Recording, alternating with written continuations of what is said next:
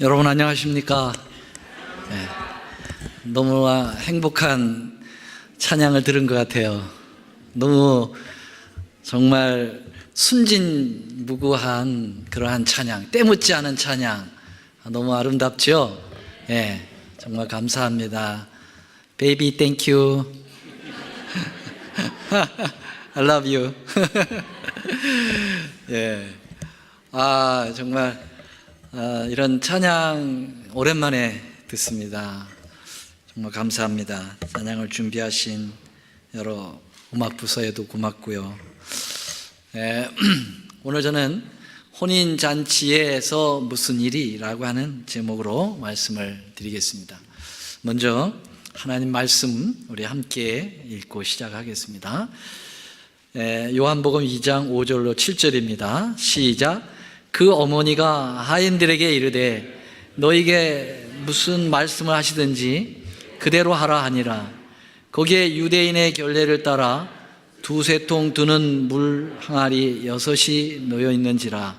예수께서 저에게 이르시되 항아리에 물을 채우라 하시니 입구까지 채우니. 여러분, 무엇을 하든지 첫 번째 하는 일들에 대해서는 매우 신중을 기하고 그 방법도 선택하는데 매우 생각들을 많이 합니다. 각 나라의 대통령들이 대부분 첫 취임을 한 다음에는 그 첫 행보를 국립묘지를 찾아서 이렇게 헌화하고 시작을 하게 됩니다. 뭔가 분위기가 진중해 보이기 때문인 것 같습니다. 북한의 김정은도 첫 행보를 항상 이 고아원을 찾아서 시작을 합니다. 이건 쇼맨십이죠. 평소에 고아 전혀 생각도 안 하다가 이렇게 나는 고아들을 잘 돌본다, 그런 이미지를 부각시켜 주려고 하는 것 같아요. 뭔가 그 행정권의 이미지를 각인시키는 데 있어서 그 첫 행보가 그렇게 중요한 거죠. 그러면 여러분, 우리 메시아이신 예수님께서 그 공생의 첫 행보를, 첫 이적을 어디서 베푸르셨을까요? 가나의 혼인잔치 집에서 예수님은 첫 행보를 시작하기로 선택을 하셨습니다. 유대 사내들인 앞에서 하시지도 않고 또 예루살렘 성전 앞에서 하지도 않으시고 그렇다고 로마 총독부 앞에서 한 것도 아니고 예수님은 그냥 한 시골 조용한 한 가나라고 하는 시골 마을에 조촐하게 진행되고 있는 그 혼인 잔치에서 예수님께서 첫 행보를 시작하신 것입니다. 결혼식 리셉션장에서 이루어진 일인데요. 참 의미가 있습니다. 왜 주님께서는 이 혼인 잔치에 첫 행보를 시작했을까? 좀 생각을 좀 많이 해봤습니다. 그리고 예언의 신과 성경을 여러 것을 찾아서 묵상을 해보았습니다. 여기 시대소망 151쪽에는 이렇게 이야기합니다.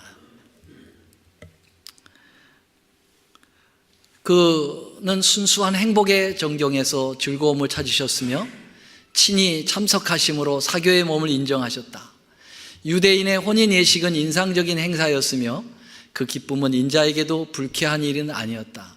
예수께서는 이 잔치에 참석하심으로 혼인을 하늘의 제도로서 존귀하게 하셨다. 그렇습니다. 예수님이 왜 혼인잔치에서 첫 이적을 베푸셨을까? 그것은 새 가정, 이 가정의 중요성을 두시지 않았나 하는 것입니다. 이렇게 국립묘지를 찾고 그러면 분위기가 엄숙하고 여러 가지로 좀 의미 부여가 많이 되는 것 같은데, 이 잔치집은 축하가 넘치고 즐거운 교제가 일어나고 차분함보다는 막 술렁대며 흥분하고 들떠있는 그런 분위기예요. 그런 분위기에서 주님께서 뭘 각인을 시키려고 하시는 걸까? 그 첫 번째가 가정의 중요성을 주님께서는 생각하지 않았겠나 하는 것입니다. 정말 가정은 매우 중요하죠. 우리 예수님께서 이 땅에 그 첫 창조를 하실 때에도 범죄하기 이전에 최초로 창조한 제도 두 가지가 있는데, 여러분 어떤 제도하고 어떤 제도입니까? 안식일 제도와 결혼 제도죠. 이 두 제도를 제일 먼저 주님께서 만드셨어요.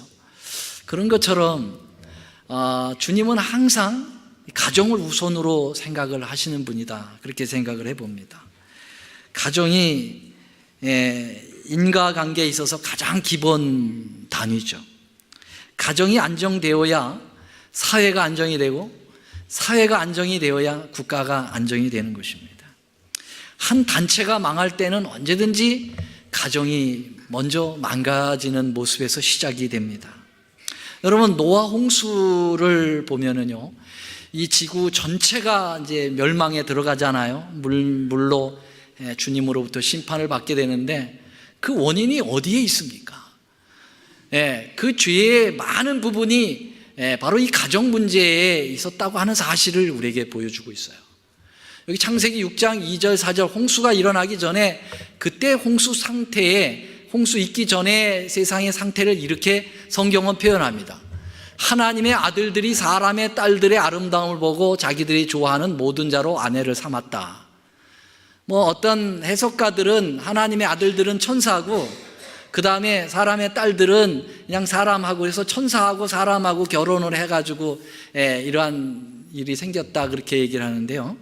그것이 아니고, 여기 하나님의 아들들은 셋의 후손들, 다시 말하면 하나님을 믿는 백성들이고요, 사람의 딸들은 가인의 후예들, 하나님을 믿지 않는 백성들의 자녀들이죠. 그래서 이렇게 같은 믿음 안에서 결혼하지 않고 세상과 이렇게 막 결혼함으로써 가정이 제대로 신앙적으로 이렇게 딱 서 있지 못한 상황이었다는 거죠.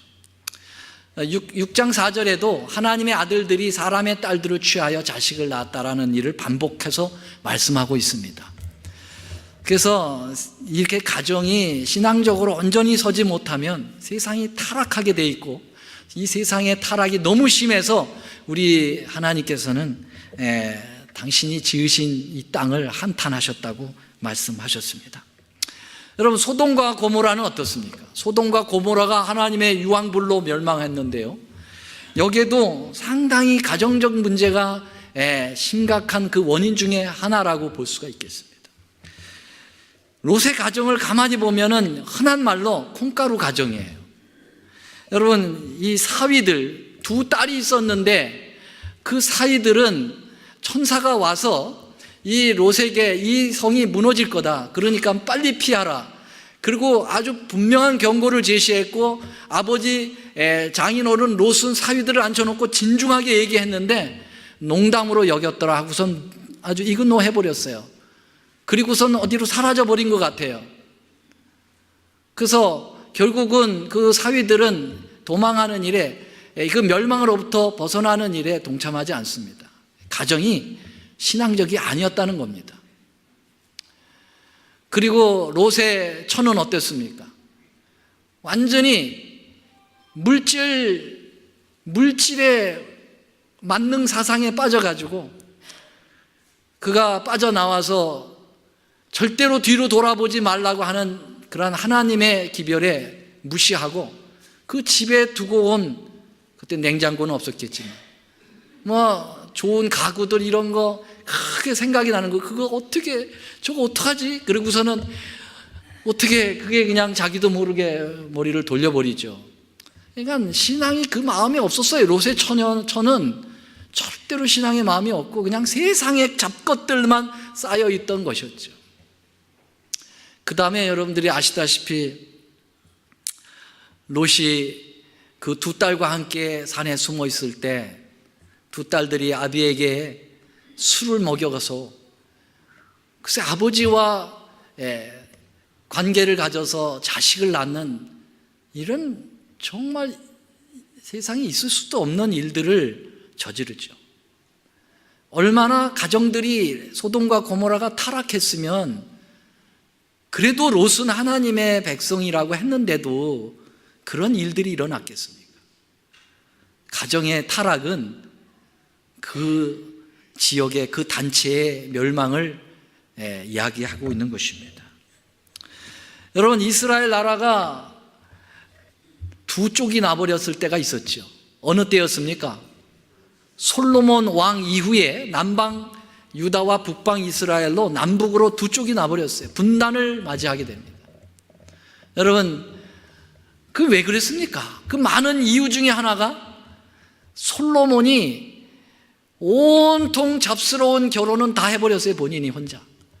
그래서 애굽의 공주 데려다가 하고 막 이방 여자들 데려다가 자기 아내 만들어서 아내가 몇 명입니까? 귀빈까지 다 해가지고 1000명이라고 그랬어요. 저는 한 여자를 데리고 살기도 이렇게 힘들어 죽겠는데 어떻게 1000명을 데리고 사는지 모르겠어요. 그렇게 가정이 이렇게 완전히 깨져버리니까 나라가 깨지는 거죠. 그러니까 가정은 그렇게 중요한 것입니다. 여러분, 500년 동안 절대로 망하지 않을 것 같은 로마가 하루아침에 무너지는데요, 많은 역사가들이 이야기합니다. 그 당시에 로마가 망할 때 로마는 성적 물러남으로 가정이 많이 파괴되어 있다는 것입니다. 여러분, 우리의 신앙도 마찬가지입니다. 가정에서 신앙이 안정을 찾지 못하면 늘 신앙생활은 위태위태하고 결국 멸망의 징조로 가게 될 겁니다. 그래서 그토록 가정 예배가 중요한 것이라고 생각을 해요. 사단의 공격 목표는 그래서 제1호가 어디냐면은 가정입니다. 가정을 깨트리면은 그 교회가 깨지고, 교회가 깨지면 사회가 깨집니다. 그래서 사단은 언제든지 가정을 공격을 하죠. 그렇기 때문에 우리 주님께서는 가정의 중요성을 너무너무나도 잘 아시고 계시고, 그래서 이 가정에다가 주님께서 첫 이적의 포커스를 맞췄다는 것은, 이것은 당연한 수순이었다, 그렇게 생각을 합니다. 이 결혼 제도는 인간적인 육적인 그런 가정으로만 끝나는 것이 아닙니다. 성경에서 결혼 제도는 구속의 원리를 우리에게 말해주는 아주 위대한 표상의 밭이라고 볼 수가 있습니다. 여러분, 우리 예수님은 우리의 영적인 무엇이죠? 영적인 뭡니까? 신랑이시고요, 우리는 그분의 영적인 신부입니다. 여기 여러분 연세가 많으신 어르신들, 우리 김계순 집사님 올해 연세가 어떻게 되세요? 연세를 잘 모르시네. 86세. 그래도 우리 예수님 보실 때는 아주 고운 예쁜 처녀, 신부입니다. 신부예요. 우리 모두가 다 주님의 신부입니다. 맞습니까? 이게 영적 결혼 관계를 통해서 예수님과 우리의 관계를 표현하고 계신 거죠. 그래서 여러분, 인류의 첫 부부가 아담과 하와인데, 이 아담 신랑과 하와 신부가 이게 창조되는 과정에서 예수님과 우리의 관계가 형성되는 거 다 아시잖아요.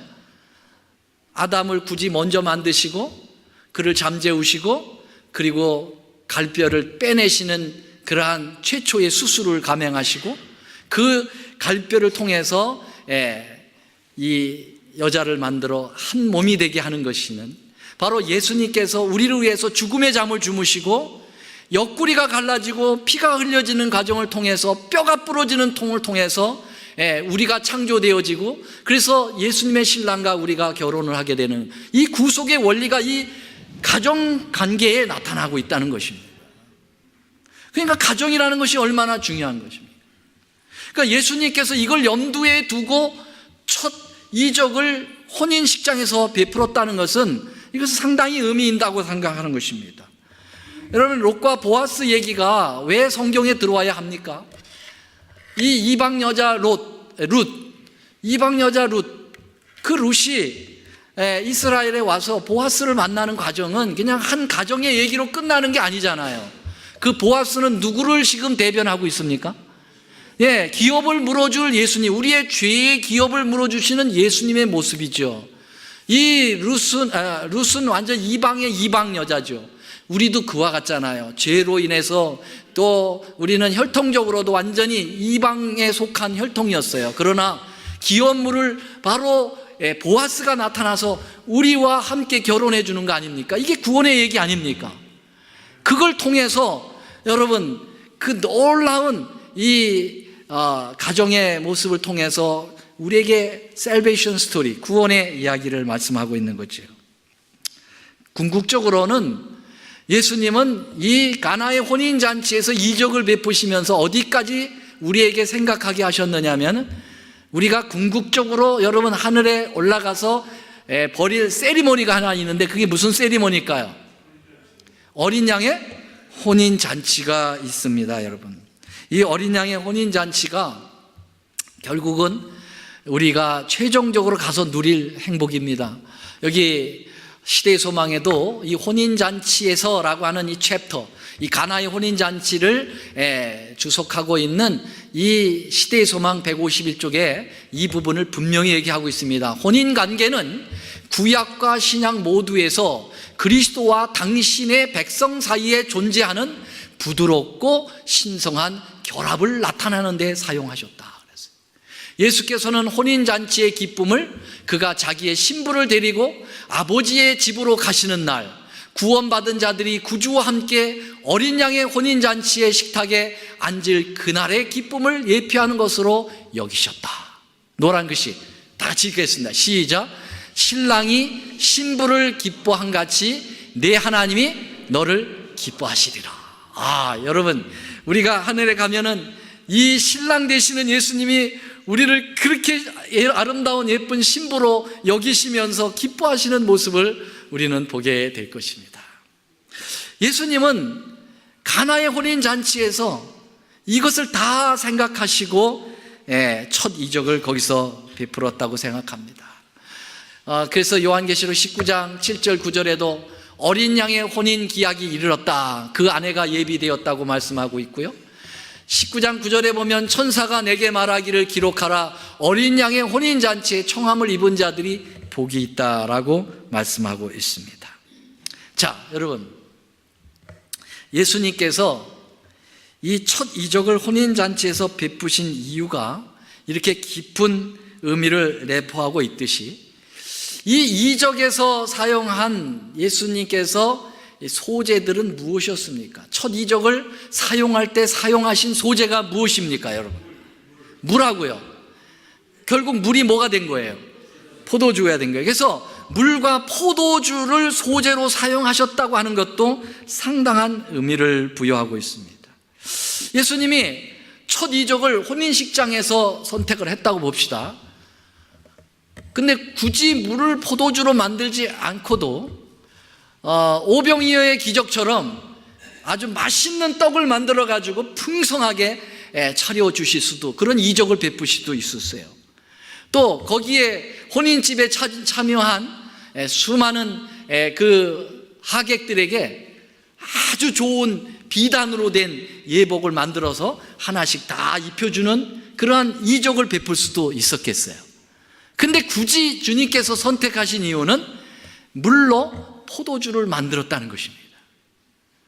여기에도 상당한 의미를 가지고 있다는 것입니다. 여러분, 물은 뭐고 포도주는 뭐냐 이거예요. 어떤 상징성을 가지고 있습니까? 물과 포도주는, 여러분, 그것은 바로 예수님의 십자가와 직결되어 있다는 사실입니다. 여기 요한복음 19장 33절 34절에 보면 예수께서 이르러는 이미 죽은 것을 보고 다리를 꺾지 아니하고 그 중에 한 군병이 창으로 옆구리를 찌르니 뭐가 나왔습니까? 피와 물이 나왔다고 이야기하고 있어요. 두 액체를 굳이 집어서 요한 사도는 이야기하고 있습니다. 예수님이 십자가에서 달려 돌아가실 때 두 액체가 나왔는데 하나는 물이 나왔고 하나는 피가 나왔다는 것입니다. 이 부분을 사도 요한은 요한일서를 기록하면서 요한일서 5장 5절 6절에 예수께서 하나님의 아들심을 믿는 자가 아니면 세상을 이기는 자가 누구냐? 이는 물과 피로 임하신 자니 곧 예수 그리스도시라. 물로만이 아니요 물과 피로 임하셨다. 물과 피를 굳이 말씀하신 이유가 뭐냐 이거죠. 그것이 바로 예수님의 옆구리에서 물이 쏟아지고 그리고 피가 나왔다는 것입니다. 여러분, 가나의 혼인잔치에서 예수님께서 물을 포도주로 변하게 한 것은 여러분 예수님의 십자가에서 나온 그 액체를 다 얘기한 것이에요. 포도주는 뭘 상징했을까요? 피를 상징한 것입니다. 이 마지막 하나님의 귀한 종 엘렌 화이트는 이렇게 이야기합니다. 149쪽에 그것을 정확하게 찝어서 얘기하고 있습니다. 이것도 바로 그 혼인잔치의, 가나의 혼인잔치를 설명하는 챕터에서 나온 거예요. 149쪽에 보니까 그리스도께서 혼인잔치에서 주신 선물은 한 상징이었다 그랬어요. 물은 그리스도의 죽음을 나타내는 뭐를 상징했다고요? 침례를 상징하고, 포도주는 세상의 죄를 위하여 흘리신 그리스도의 뭐를 상징했다고요? 피를 상징했다고. 정확합니까? 놀라운 일이에요. 왜 떡을 만들어서 이적을 베풀지 않고, 왜 옷을 만들어서 입히지 아니하고, 굳이 물을 바꿔서 여러분 포도주를 만들었는가? 주님은 다 주님의 앞에 구속의 행보 속에 다 계산된 거예요. 여러분, 우리가 성소를 보면은요, 성막들에서 우리의 구원이 첫 번째 단계인 칭의가 일어난다고 말씀드렸습니다. 칭의. 우리를 의롭게 만들어 주시는 거예요. 그 두 가지가 있습니다. 그 두 가지가 번제단하고 뭐냐요? 물두멍입니다. 이 번제단은 십자가를 상징하는 것이고, 여러분 물두멍은 침례를 상징하는 거예요. 십자가에서 피가 흘려지고 물두멍에서 여러분 침례가 이루어지는 것이에요. 주님이 얼마나 이 부분을 강조하고 싶으셨으면은 첫 이적에서 사람들에게 가장 각인시켜 주고 싶었던 그 첫 행보에서 여러분 십자가와 침례를 얘기했겠어요. 십자가를 믿고 침례를 받는 자는 무엇을 받으리라? 구원을 받으리라 그랬어요. 이 두 가지는 여러분 절대로 무시해서는 안 됩니다. 이건 하나님의 전적인 명령이요, 하나님의 지침이요, 우리를 향한 애절한 간절한 호소인 것을 기억하셔야 될 것입니다. 십자가를 잊어버리시면 안 됩니다. 그리고 십자가에 죽고 장사 지내고 부활을 기념하는 침례를 잊어서는 안 됩니다. 참으로 중요한 것입니다. 얼마나 중요하셨으면 첫 번째와 마지막에 주님께서 행보가 바로 이 행보였다고 하는 사실을 우리에게 보여주고 있는 거지요. 여러분, 이 가나의 혼인잔치의 첫 이적은 예수님의 어머니, 육신의 어머니가 그 이름이 뭐죠? 마리아예요. 제가 조실까봐 질문해 드린 거예요. 너무 쉬운 거라.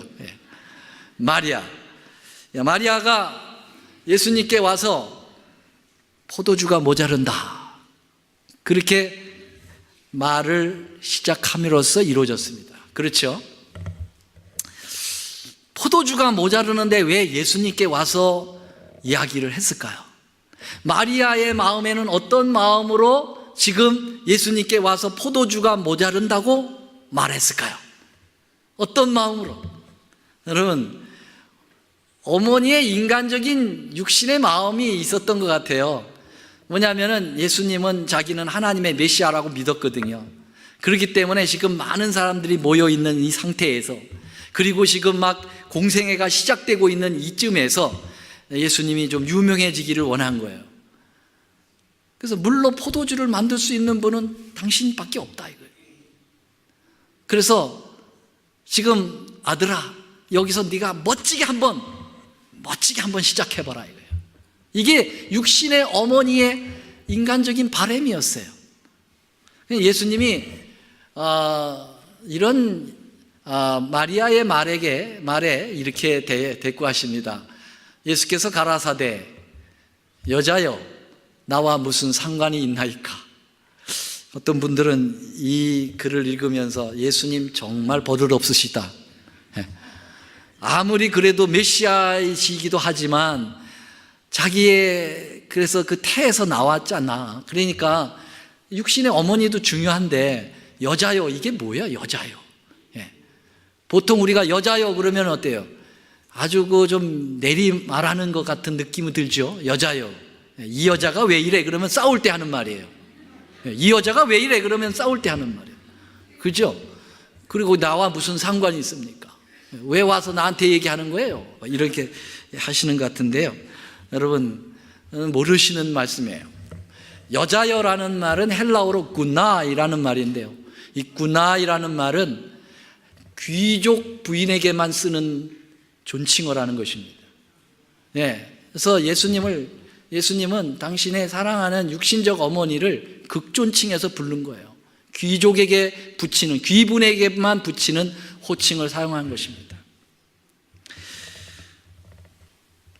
예수님의 육신의 어머니 마리아가 자신의 아들을 많은 사람들 앞에서 메시아로 인정케 하려고 하는 인간적인 바람이 포도주가 모자란다는 말을 아들에게 하면서 그 말 속에 잔뜩 집어넣습니다마는, 그러나 이 마리아의 의도와는 전혀 다르게 예수님께서는 당신이 가지신 의도를 철저하게 실행하고 계셨습니다. 그게 바로 아까 말씀드린 인류의 구속의 의미를 생각하면서 이 첫 이적을 베풀었다고 하는 사실입니다. 자, 이렇게 예수님께서 반응을 했을 때 마리아는 그 옆에 서 있던 하인들에게 이렇게 말합니다. 뭐라고 말합니까? 하인들에게 이르되 너에게 무슨 말씀을 하시든지 그대로 하라. 여러분, 이 말씀은 굉장히 좋아요. 여러분들이 좌우명으로 삼을만 합니까? 한번 노란 글씨만 한번 읽어보시죠. 시작. 무슨 말씀을 하시든지 그대로 하라. 야, 참 좋은 말씀이에요. 이 말씀을 하시는 분이 진짜 하나님이라고 믿는다면 그분이 무슨 말을 하든지 하면은 덕이 되겠어요? 희망이 되겠어요? 가능하겠습니까? 가능합니다. 지금 마리아는 이것을 확실히 믿었어요. 이분은 메시아다. 이분은 하나님이시다. 그러니까 얘들아, 저분이 말하는 것은 틀림없이 이루어진다. 그러니까 그대로 행하라. 여러분, 단순하면서도 아주 심오한 말씀이 이 마리아의 입을 통해서 나왔다는 것은 놀라운 일입니다.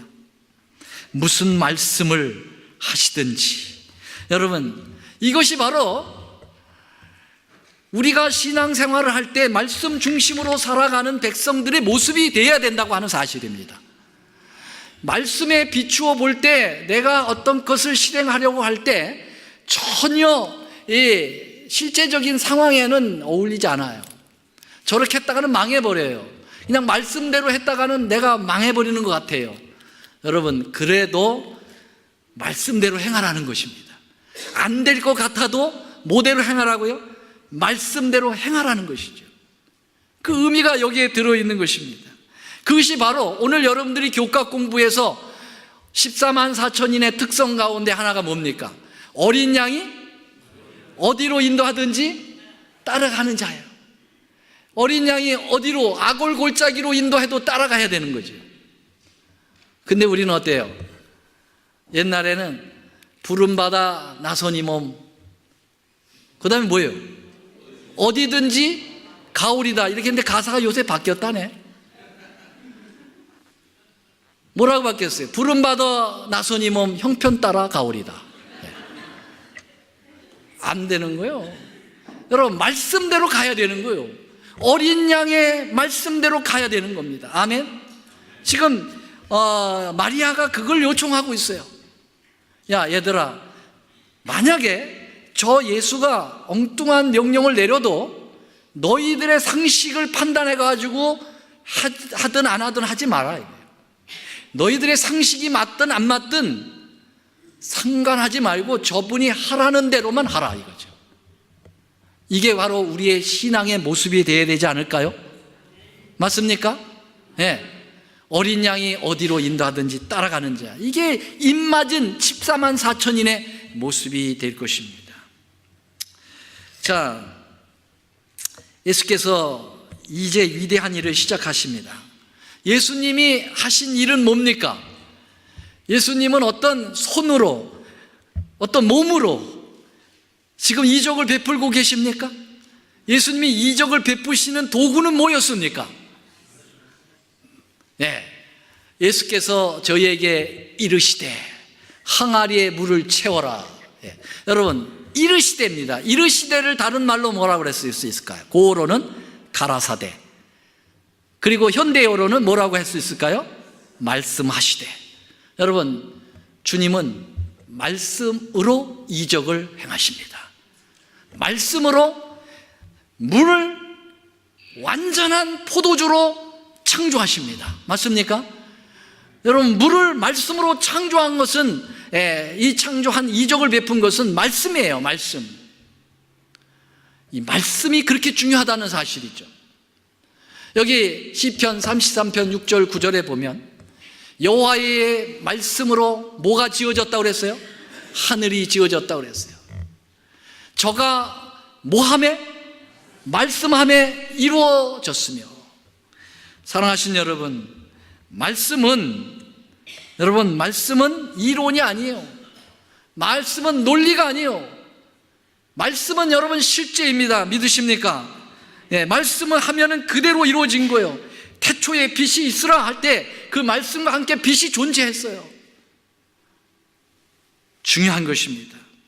베드로도 밤새 고기 한 마리 못 잡았어요. 전문가인데. 여러분, 이 낚시하시는 분들 보면은, 와, 저도 한번 우리 오장로님과 원장로님 한번 이렇게 갔는데, 똑같은 미끼에다가 똑같은 장소에다가 조금 약간 떨어져 있는데도 이렇게 내리는데 말이죠. 저분은 잡히고 저는 안 잡히는 거예요. 나 참 신기해 죽겠어요. 뭐 차이냐 이거야. 근데 그렇게 기술이 있더라고요. 예. 근데 말이죠, 이 낚시에, 고기잡이의 전문가가 이 베드로인데 밤새 못 잡았어요.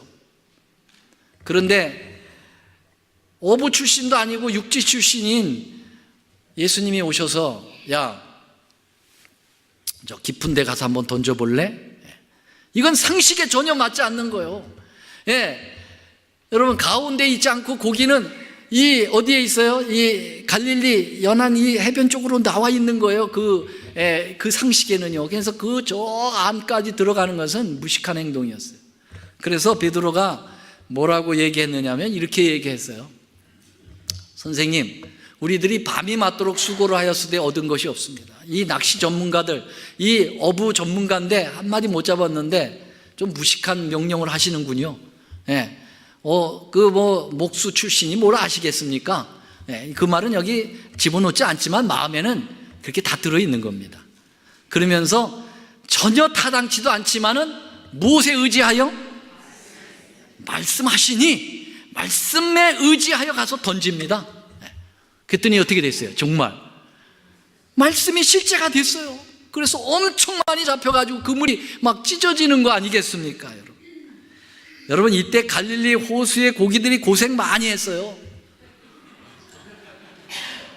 왜냐하면 메시아가 명령했으니까 그게 실제로 돼야 되니까 머리 터져라 그냥 그 그물 속으로 들어가느냐고 얼마나 고생했겠어요. 네. 여러분, 주님이 말씀하시면 되는 겁니다. 아멘. 여러분, 이것이 하나님의 말씀 믿으십니까? 이게 예수님께서 말씀해 놓으신 거예요. 그러니까 이 말씀대로 되는 것을 믿고 살아야 되지 않겠습니까, 여러분? 네, 그것을 이 혼인식장에서 주님께서 우리에게 보여주신 거예요.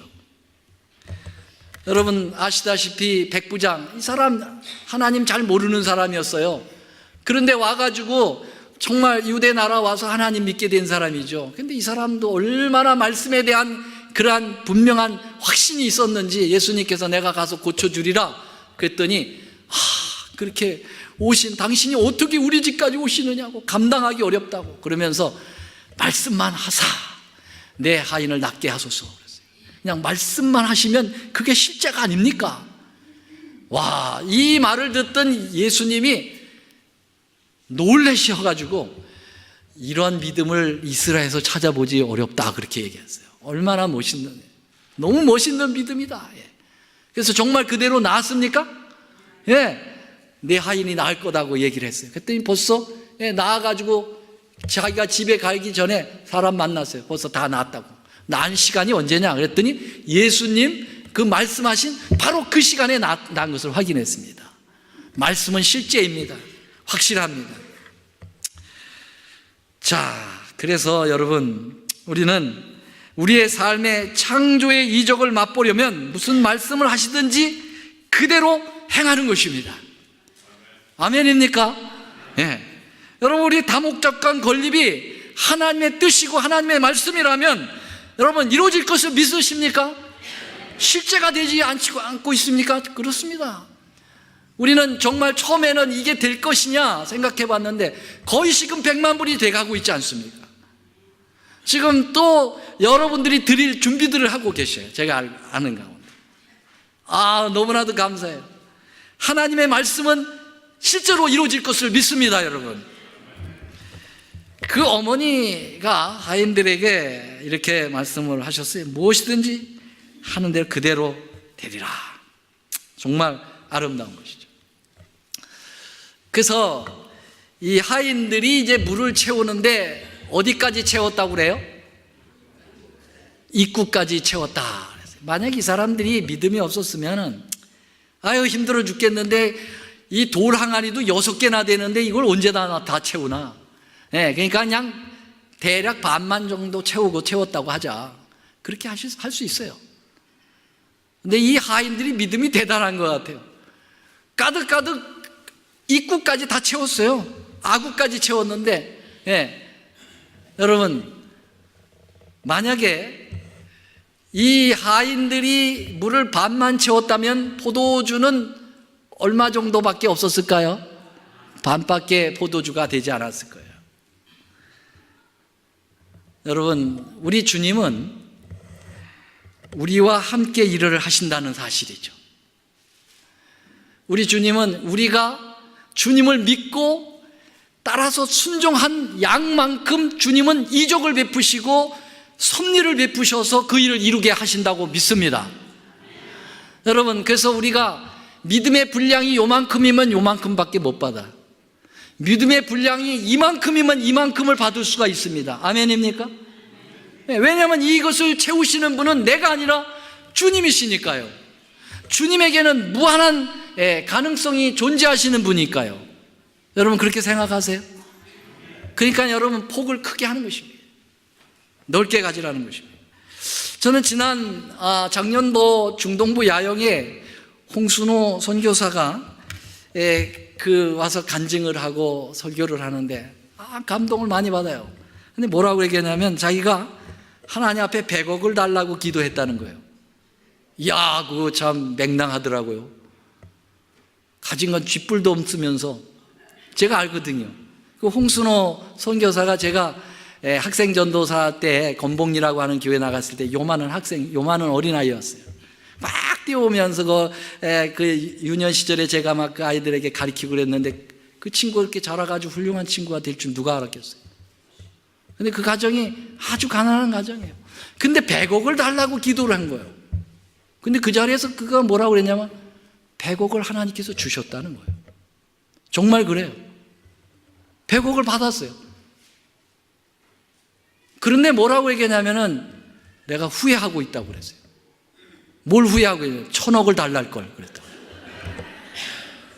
이야, 멋지다. 정말 저런 비전이 있고 저런 포부가 있어야 되지 않나. 멋있는 사람. 여러분, 그리스도의 말씀과 그 말씀을 믿는 인간들 스스로 할 수 있는 모든 것을 순종한 후에 기적은 탄생하게 되는 것입니다. 포도주를 연회장에게 갖다 주니 연회장이 맛을 보고 아주 놀라워했다고 그랬어요. 여러분, 연회장이라는 말이 뭐냐면은 잔치의 최고 코디네이션인 것 같아요. 그걸 총괄하는 사람인 것 같아요. 그 연회장이 물로 된 포도주를 맛보고 이야, 이거는 생전 처음 마셔보는 거야. 그도 그럴 것이 여러분 예수님이 만들었잖아. 예수님이 만든 포도주니 얼마나 맛있겠어요? 예, 이건 어디서 이런 맛이 있는 이런 포도주가 있느냐고 놀래가지고, 예, 알지 못하되 물떠온 하인들은 알더라. 연회장이 신랑을 불러서 말하되 뭐라고 그러겠어요? 사람마다 먼저 좋은 포도주를 내고 취한 후에는 낮은 것을 내거늘 그대는 지금까지 좋은 포도주를 두었도다. 어떻게 반대냐? 세상 사람들은 항상 먼저 좋은 거를 내가지고서는 그 사람들에게 잘 대접했다라는 인식을 받기 위해서 그 다음에 이게 취해서 몽롱해지면은 그 다음에는 엉터리 갖다가 이렇게 먹이는데 너는 이렇게 반대냐? 그런 얘기를 하고 있습니다. 여러분, 하나님이 하시는 일은 세상의 일과 정반대입니다. 우리 주님은 언제나 항상 좋은 것을 그 나중에까지도 그 좋은 것이 이루어지도록 하게 되는 것입니다. 죄는 처음에는 어떻습니까? 향락과 명예를 주고 그 다음에는 슬픔과 빈궁과 수치와 파멸을 가져오는 게 죄입니다. 처음에는 방탕한 생활이고 나중에는 돼지 쥐열매를 먹게 하는 것이 탕자 얘기 아닙니까? 사단이 그렇게 만들어요. 방탕할 때는 얼마나 좋아요. 돈 팍팍 쓰고 사람들이 야, 너 김아이가 좋다. 이게 김아이가 일본 말이에요. 죄송합니다. 야, 너 대단하다. 막 하다 나중에는 다 쫄딱 망하게 해가지고 돼지보다 더 못한 처지로 내려가서 돼지 쥐염열매를 먹는 비참한 처지로 몰아가는 게 사단입니다. 처음에는 고센 땅이고 나중에는 애굽으로 끌고 가는 것이죠. 그러나 예수님께서는 처음에는 십자가와 고난이지만은 그러나 나중에는 면류관을 씌워준다고 하는 사실입니다. 여러분, 세상에 공급하는 것들은 눈을 즐겁게 하고 감각적이고 황홀하게 만들지만 결국 알게 보면은 불만족한다는 것이 드러납니다. 포도주는 쓴맛으로 변하고 즐거움은 우울로 변한다. 노래와 활락으로 시작하던 것이 피곤과 실증으로 끝을 맺는다. 그러나 예수께서 주시는 선물은 언제나 신선하고 새롭다. 아멘입니까? 네. 끝이 좋아야 돼요. 여러분, 끝이 좋아야 돼요. 신앙은 더더욱 과정도 중요하지만 끝이 좋아야 합니다. 신나게 마라톤을 잘 뛰었는데 꼬링 지점에 1m 앞에서 넘어져 가지고 다리가 부러지면 무슨 소용이 있겠어요? 끝까지 여러분, 우리 주님께서는 끝까지 우리에게 좋은 것을 주시기 위하여 끝까지 우리를 도우실 것입니다. 제공하실 것입니다. 믿음의 승리를 하시는 여러분과 제가 되기를 간절히 바라면서 말씀을 드리겠습니다. 사랑의 우리 하나님, 이 땅에 오셔서 첫 이적을 혼인잔치집에 그 이적을 베푸신 이유를 오늘 말씀을 통해서 배우니 참 주님은 우리를 너무나도 많이 사랑하시고 당신의 십자가의 죽음을 다 생각하시며 그 이적을 베푸신 모습에 다시 한번 주님께 감사와 찬양을 돌립니다. 우리 주님께서 우리를 끝까지 인도하셔서 하늘 유리 바닷가 생명 강가에서 어린 양의 혼인잔치로 우리를 신부로 맞이하시고 영원한 신랑으로 우리와 결혼하여 우리에게 행복을 마음껏 주신다고 하는 그 약속에 인하여 감사합니다. 우리가 그 나라의 그 신부가 되기까지 우리 예수님을 참 사랑하고 예수님의 거룩한 의에 동참하는 믿음의 백성들이 다 되도록 축복하여 주시옵소서.